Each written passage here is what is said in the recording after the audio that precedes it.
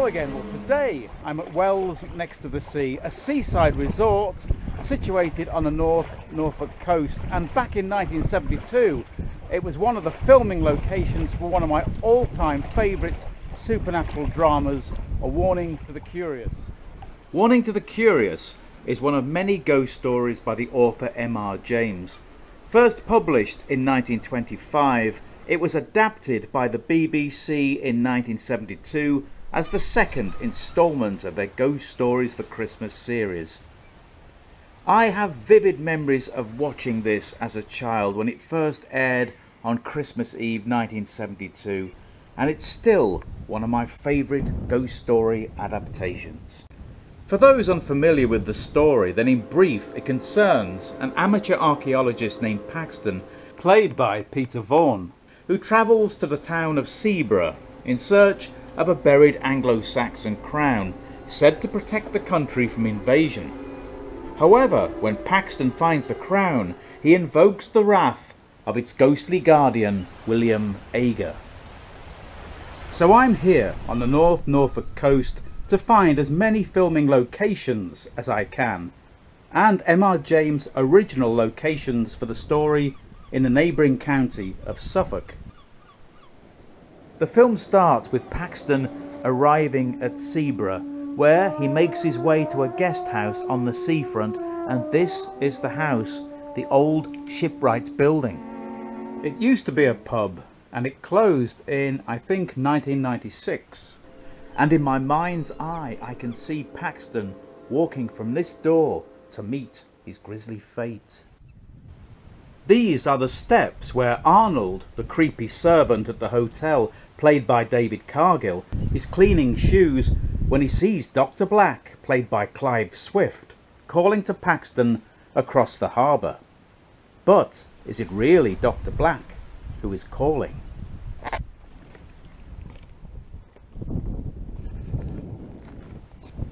This is where Dr. Black calls to Paxton. It's a lot further away from the building than it looks in the film.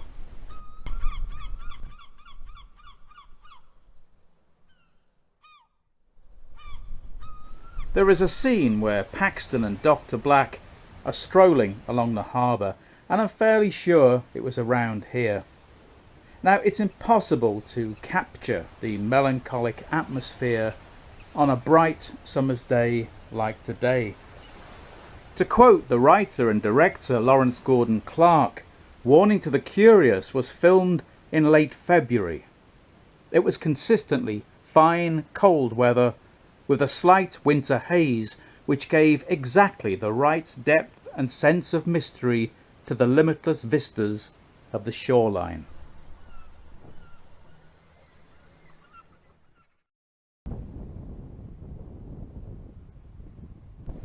This is Hokum Beach, northwest of Wells, and the beach and the forest area were also among the filming locations. And somewhere around here is a place I would most like to see, the mound where the crown is buried and where Paxton and the archaeologist are murdered by the vengeful William Ager. There is just one problem. As far as I know, the exact location of the mound has never been properly identified, and I'm sure the topography of the area has changed somewhat in the last 50 or so years. And as you can see, one mound is indistinguishable from the next. But still, it fires the imagination, and I can almost hear William Ager's words of warning.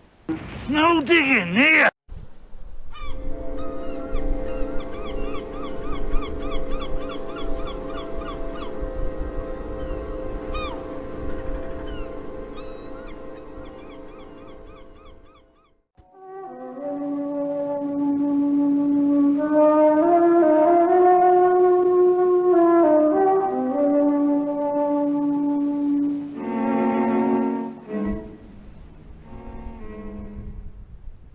This is Haysborough on the North Norfolk coast, and those familiar with Warning to the Curious will no doubt recognise St Mary's Church, and the churchyard where the restless William Ager is buried.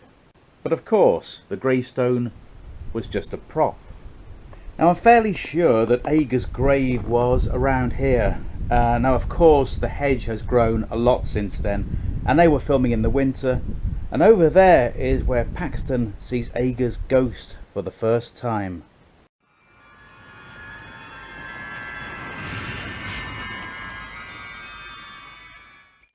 The coat of arms above the church porch, depicting the 3 crowns of Anglia, guarded by a demon, was also either a prop or it was filmed elsewhere. On the north side of the cemetery is a memorial stone dedicated to the memory of the men of HMS Invincible. The ship was wrecked on Haysborough Sands on the 16th of March 1801 when on her way to join Nelson's fleet at Copenhagen. Out of 600 men, only 190 were saved, and the bodies washed up on Haysborough beach were hastily buried in a mass grave, and their grave remained unmarked for many years.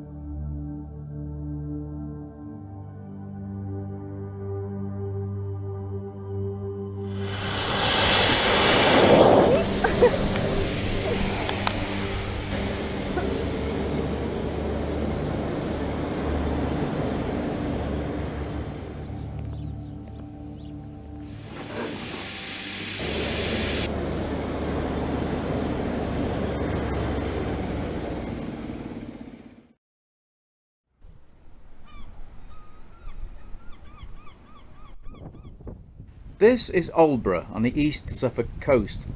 M.R. James chose the town as the setting for the fictional Seaburgh. James had an affinity with Aldeburgh. His grandmother lived here and he visited her frequently throughout his childhood.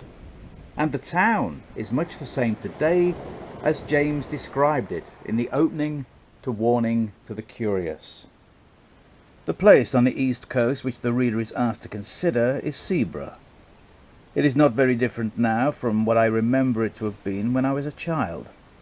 Marshes intersected by dykes to the south, recalling the early chapters of Great Expectations. Flat fields to the north merging into heath, heath fir woods, and above all gorse inland. A long seafront and a street. Behind that, a spacious church of flint, with a broad, solid western tower and a peal of 6 bells. As I mentioned previously, I first watched the TV adaptation of A Warning to the Curious when I was a child, long before I had heard of M.R. James or read his stories, and I'm sure that many of you will know that the TV version differs from James's story in several ways. For example, Paxton stays at the Bear Hotel in Seaburgh, and the White Lion here on Aldeburgh seafront was the inspiration for the Bear Hotel.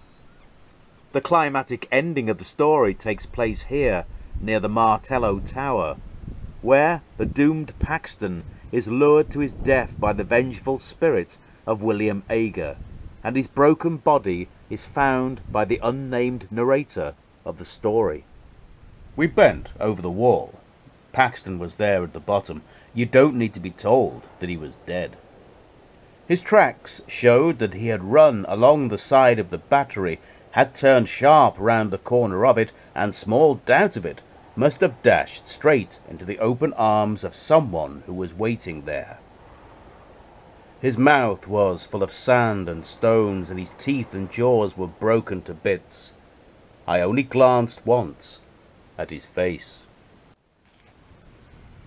Paxton's body is found close to the remains of an old coastal defence battery near the Martello Tower, which is now long gone, And there, the narrator of the story, with his friend Henry Long, find the only tangible evidence of Paxton's killer.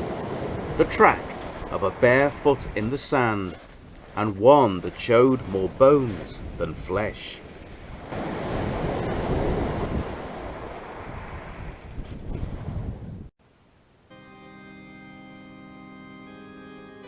The events leading to Paxton's grisly demise began, so we are told, more than 1 week earlier when he visited the church in the village of Froston near Seaborough.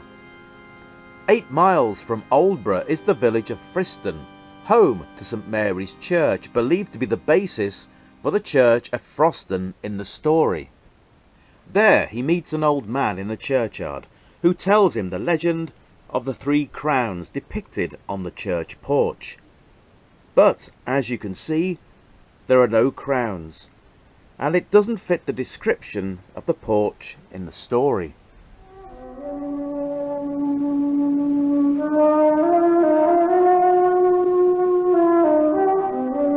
The porch of St Peter's Church in the village of Theberton best fits the description of the fine porch with the carvings of the 3 crowns described by James in the story. The porch was built in 1470 and it's home to a rather grim relic. These are the skeletal remains of an airship. On the night of the 17th of June 1917, a German Zeppelin was shot down and crashed in the fields at Holly Tree Farm here at Theberton. Many of the crew were burned alive and buried here in the churchyard before being moved to a military cemetery some 60 years later.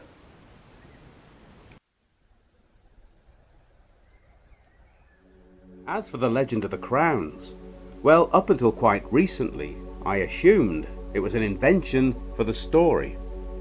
But there is a legend which holds that the 3 crowns belonging to the kings of Anglia were at one time buried as a protection against enemy invaders of the kingdom, and James often wove real folklore into his fictional stories. James cites the recovery of 1 crown at Rendlesham in 1687. Rendlesham is where Redwold, king of the East Angles, held court, and it is recorded that the crown was of ancient silver and weighed about 60 ounces. But the precious relic was melted down for its silver content before any authority could study it. For centuries, the 3 crowns have been the symbol of East Anglia, but similar designs are found on a number of other coats of arms. Its use as a heraldic symbol originates from Scandinavia and Norse mythology. The 3 crowns represent the 3 Norse gods, Odin, Thor and Fro. In his book Under 3 Crowns, H.A. Forrest, writing in 1960, states that until very recently there lived at Blythburgh in Suffolk a man named Ede who believed in the physical existence of the 3 crowns, one of which was still, according to his belief, buried somewhere in our province, and woe betide England, his superstition avowed, should it be dug up. And in his view, its non-recovery immunized the country during the Second World War from Nazi invasion.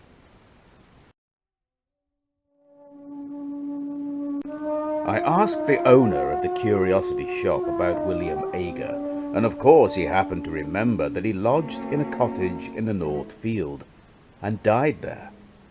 This was just chalking the road for me. I knew which the cottage must be. There is only one sizable one about there.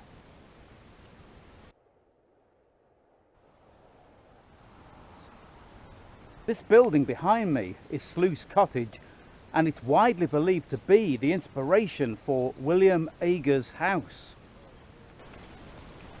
So let's take a closer look. As you can see, the place is falling down. Now, Sluice Cottage can be found next to the coast road which runs from Aldeburgh to Thorpeness. And according to a very interesting article on the subject by Sarah K. Marr, the last inhabitants of Sluice Cottage were Tom White and his wife in the 1960s. Now, I'm definitely not going to go in there.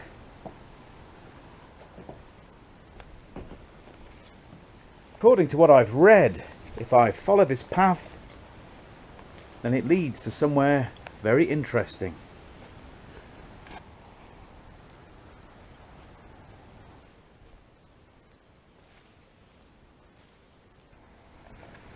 I'm on a path west of Sluice Cottage which takes you through the marshes. Now Paxton would have walked this very path as it leads to the burial site of the Crown. Now I'm not sure of its exact location. I don't know the area. It's the first time I've been here.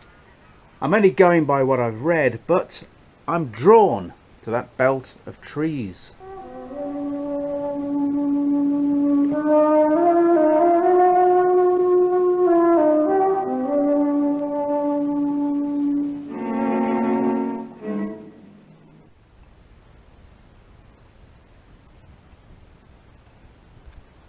Sluice Cottage is just over there behind those mounds. The old railway track is behind me.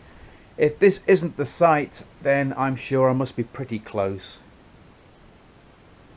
As you can see, the area is known as William's Peep.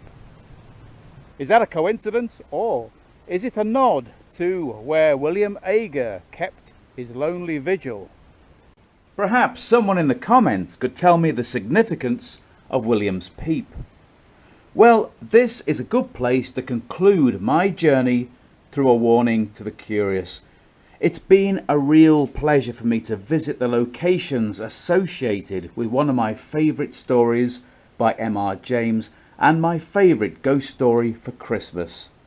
So, if you have made it this far, then I thank you. Season's greetings, and I hope you will join me again next time.